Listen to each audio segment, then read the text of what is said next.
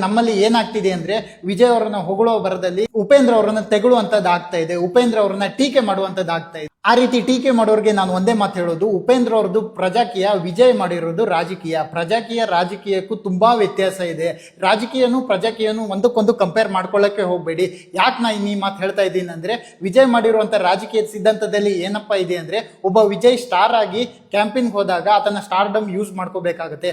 ಆ ತರ stardom use ಮಾಡ್ಕೊಂಡು ಜನರನ್ನ ಸೆಳೆಯುವಂತದ್ದು ಪ್ರಯತ್ನ ಮಾಡ್ಲೇಬೇಕಾಗುತ್ತೆ. ಜನರು ಸುಮ್ಮನೆ ಬರ್ತಾರ? ಅವರಿಗೆ ಊಟ ಉಪಚಾರ ತಿಂಡಿ ತಿನಿಸು ಇದಕ್ಕೆಲ್ಲ ಹಣ ಖರ್ಚು ಮಾಡ್ಲೇಬೇಕಾಗುತ್ತೆ. ಇದಕ್ಕೆಲ್ಲ ಹಣ ಎಲ್ಲಿಂದ ಬರುತ್ತೆ?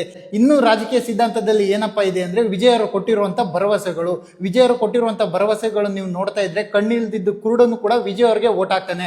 ಇಷ್ಟೆಲ್ಲ ಭರವಸೆ ಕೊಟ್ಟು ವಿಜಯ್ ಅವರು ಸರ್ಕಾರ ನಡೆಸಕ್ ಆಗತ್ತಾ? ಸರ್ಕಾರ ನಡೆಸಕ್ಕೆ ಎಲ್ಲಿಂದ ಹಣ ತರ್ತಾರೆ?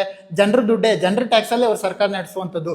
ಇದೆಲ್ಲಾನು ಕೂಡ ಭರವಸೆ ಕೊಟ್ಟು ಹಣ ಸಾಕಾಗಿಲ್ಲ ಅಂದಾಗ ಜನರಿಗೆ ಅತಿ ಹೆಚ್ಚು ಟ್ಯಾಕ್ಸ್ ಹೇರುವಂತದ್ದು. ಈ ರೀತಿ ಇನ್ವೆಸ್ಟ್ ಮಾಡೋದು ರಾಜಕೀಯ ಆಗುತ್ತೆ, ಇದು ಬಿಸ್ನೆಸ್ ಆಗುತ್ತೆ, ಪ್ರಜಾಕೀಯ ಎಲ್ಲಾಗುತ್ತೆ. ಪ್ರಜಾಕೀಯ ಸಿದ್ಧಾಂತದಲ್ಲಿ ಉಪೇಂದ್ರ ಅವರು ಯಾವುದೇ ರ್ಯಾಲಿ ಮಾಡ್ತಾ ಇಲ್ಲ. ರ್ಯಾಲಿ ಮಾಡಿ ನಿಮ್ಮ ಟೈಮ್ ಅನ್ನು ವೇಸ್ಟ್ ಮಾಡ್ತಾ ಇಲ್ಲ. ನಿಮ್ಮ ಟ್ಯಾಕ್ಸ್ ಅನ್ನು ನನಗೆ ಕೊಡಿ, ಅದೇ ರೀತಿ ಅಭಿವೃದ್ಧಿ ಮೂಲಕ ನಿಮ್ಗೆ ವಾಪಸ್ ಕೊಡ್ತೇನೆ ಅನ್ನುವಂಥದ್ದು ಉಪೇಂದ್ರ ಅವರ ಸಿದ್ಧಾಂತವಾಗಿದೆ.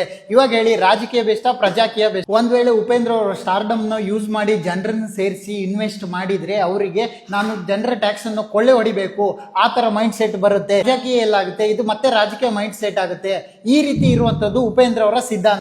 ಈ ಫ್ರೀ ಸ್ಕೀಮ್ ಸ್ಟಾರ್ಟ್ ಆಗಿರೋದು ನಮ್ಮ ಕರ್ನಾಟಕದಲ್ಲಿ, ಮಹಾರಾಷ್ಟ್ರದಲ್ಲೂ ಕೂಡ ಕೊಟ್ಟಿದ್ದಾರೆ, ವೆಸ್ಟ್ ಬೆಂಗಾಲ್ ಅವರು ಕೂಡ ಕೊಟ್ಟಿದ್ದಾರೆ. ಇವಾಗ ವಿಜಯ್ ಅವರು ತಮಿಳುನಾಡಲ್ಲೂ ಕೂಡ ಅದೇ ರೂಲ್ಸ್ ಅಪ್ಲೈ ಮಾಡಿದ್ದಾರೆ. ಮಾಡೋದಾಗಿದ್ರೆ ಉಪೇಂದ್ರ ಅವರು ಯಾವತ್ತೋ ಮಾಡಿ ಬಿಸಾಕ್ತಾ ಇದ್ರು, ಆದ್ರೂ ಕೂಡ ಮಾಡಿಲ್ಲ. ಯಾಕೆ? ಅವ್ರದ್ದೇ ಆದಂತ ಸಿದ್ಧಾಂತಗಳಿದೆ. ಆ ಸಿದ್ಧಾಂತಗಳು ಇನ್ನಾದ್ರೂ ಜನರು ಅರ್ಥ ಮಾಡ್ಕೊಳ್ತಾ ಇದ್ರೆ ಅನ್ನೋ ಭರವಸೆಯಲ್ಲಿದ್ದಾರೆ. ಸಾಕಷ್ಟು ಸ್ಕೀಮ್ಗಳನ್ನು ಕೊಡ್ತಾರೆ, ಎಜುಕೇಶನ್ ಕೊಡಲ್ಲ.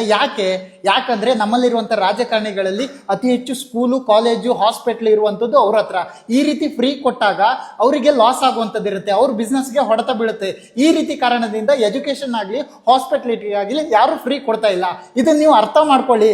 ಫ್ರೀ ಎಜುಕೇಶನ್ ಕೊಟ್ಟು ನಿಮ್ಮನ್ನೆಲ್ಲ ಅವರು ಬುದ್ಧಿವಂತರ ಮಾಡಿದ್ರೆ ದಡ್ರಿಗೆಲ್ಲ ಯಾರು ಓಟ್ ಹಾಕ್ತಾರೆ? ಅದಕ್ಕೆ ಅವರು ನಿಮ್ಮನ್ನ ಬುದ್ಧಿವಂತರ ಆಗಕ್ ಬಿಡಲ್ಲ. ನೀವು ದಡ್ರಾಗೇ ಇರಬೇಕು, ನಿಮ್ಮ ಓಟ್ ಅಷ್ಟೇ ಮುಖ್ಯ. ರಾಜಕೀಯದಲ್ಲಿ MLA MP ಗಳೇ ಇವರೇ ರಾಜರಾಗಿರ್ತಾರೆ, ಪ್ರಜಾಕೀಯದಲ್ಲಿ ಪ್ರಜೆನೇ ರಾಜ, ಓಟ್ ಹಾಕುವಂತವನೇ ರಾಜ, ಅವನದೇ ಸರ್ಕಾರ, ಅವನು ಮನ್ಸು ಮಾಡಿದ್ರೆ ಏನ್ ಬೇಕಾದ್ರೆ ಮಾಡುವಂಥದ್ದು. ಇದು ಪ್ರಜಾಕೀಯ ಸಿದ್ಧಾಂತ. ಇದನ್ನೇ ಉಪೇಂದ್ರ ಅವರು ಸಾರಿ ಹೇಳ್ತಿರುವಂತದ್ದು. ಆದ್ರೆ ನಮ್ ಜನಕ್ಕೆ ಇದು ಯಾಕೆ ಅರ್ಥ ಆಗ್ತಿಲ್ಲೋ ನನಗಂತೂ ಗೊತ್ತಿಲ್ಲ. ಸ್ಕ್ಯಾಮ್ ನಂಬಿ ನಾವು ಹೋದ್ರೆ ಒಂದಲ್ಲ ಒಂದಿನ ದೇಶನೇ ಮಾರ್ಬೇಕಾಗತ್ತೆ. ಆ ಸಿಚುವೇಶನ್ ನಾವು ತಲುಪ್ತೀವಿ. ಪ್ರಜೆಗಳಿಂದ ಪ್ರಜಾಕೀಯ, ಪ್ರಜೆಗಳಿಗಾಗಿ ಪ್ರಜಾಕೀಯ, ಪ್ರಜೆಗಳಿಗೋಸ್ಕರ ಪ್ರಜಾಕೀಯ, ಮಟ್ಟ ಹಾಕಲು